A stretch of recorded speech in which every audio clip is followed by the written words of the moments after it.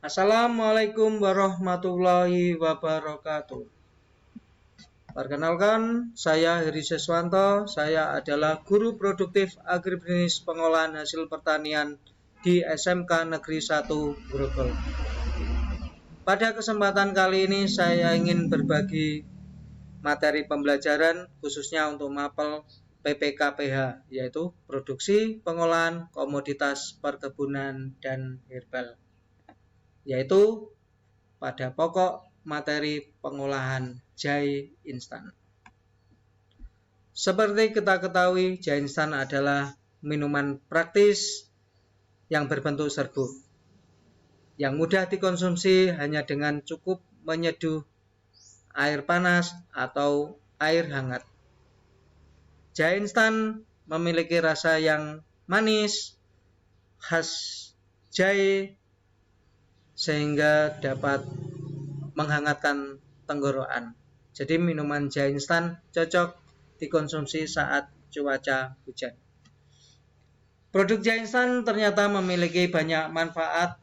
Menurut Dr. Rizal Fadli pada halaman www.halodoc.com, beberapa manfaatnya adalah yaitu sebagai anti penuaan, anti kanker, menurunkan gula darah, menurunkan kolesterol, memperkuat sistem imun, menangkal infeksi bakteri, menangkal infeksi virus, dan lain sebagainya. Bahan utama jahe instan adalah rimpang jahe. Rimpang jahe ada 3 macam, yaitu jahe emprit, memiliki rimpang yang kecil, rasa yang lebih pedas. Kemudian jahe gajah, memiliki rimpang yang besar, daging berwarna kuning, namun rasa tidak terlalu pedas. Dan yang terakhir adalah jahe merah, memiliki rimpang berwarna merah, rasa pedas, berserat, dan mengandung minyak atsiri yang lebih banyak dibanding jenis yang lain. Proses pengolahan jahe instan. Prinsip dasar pengolahan ada 3, yaitu ekstraksi, evaporasi, dan kristalisasi. Ekstraksi adalah proses pengambilan sari atau ekstrak pada bahan. Dalam hal ini adalah proses pengambilan sari jahe.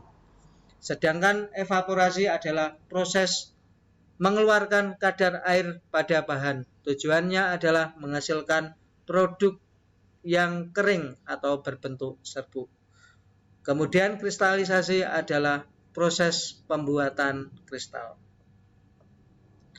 Peralatan yang digunakan dalam proses pengolahan jahe instan cukup sederhana, atau alat-alat yang ada di dapur rumah tangga, seperti kompor, wajan, spatula atau pengaduk kayu, pisau, parut, blender, saringan kain, timbangan, ayaan tepung, dan baskom. Sedangkan bahan yang digunakan dalam pengolahan jahe instan adalah rimpang jahe, gula, dan air. Untuk perbandingan rimpang jahe dan gula bisa dipakai 1:2. Misalnya rimpang jahenya 1/4 kilo, berarti gula pasir yang digunakan adalah 1/2 kilo. Dan seterusnya. Khusus untuk air, gunakan air seminimal mungkin. Yang penting cukup untuk mendapatkan ekstrak jahe. Prosedur kerja atau diagram alir dimulai dengan pemilihan bahan. Rimpang jahe dipilih yang masih segar, tidak rusak, tidak busuk, dan tidak cacat. Tahap berikutnya adalah pencucian. Pencucian yang baik adalah menggunakan air yang mengalir.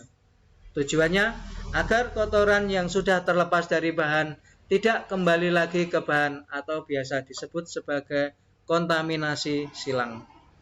Berikutnya adalah pengecilan ukuran. Pengecilan ukuran bahan dapat dilakukan dengan parut atau dengan blender. Kemudian penyaringan. Penyaringan di sini bahan yang sudah dikecilkan ditambah dengan air, kemudian diperas, kemudian diperoleh larutan sari jahe atau ekstrak jahe. Tahap berikutnya adalah pemanasan. Titik kritis yang perlu saya sampaikan di sini adalah setelah penyaringan sebaiknya larutan sari jahe diendapkan beberapa menit. Tujuannya adalah untuk memisahkan pati yang terkandung atau yang ikut terekstrak dalam sari jahe. Kemudian baru dituang ke wajan untuk proses pemanasan. Setelah itu dilakukan pencampuran gula pasir dan dilanjutkan dengan tahap penguapan atau evaporasi. Pada saat penguapan, bahan yang berada di wajan yang dipanaskan dengan api sedang harus terus diaduk. Kemudian ciri-cirinya adalah sampai bahan berbusa, terus diaduk sehingga nanti di tepi wajan akan muncul kristal jahe yang berbentuk seperti tepung berwarna putih.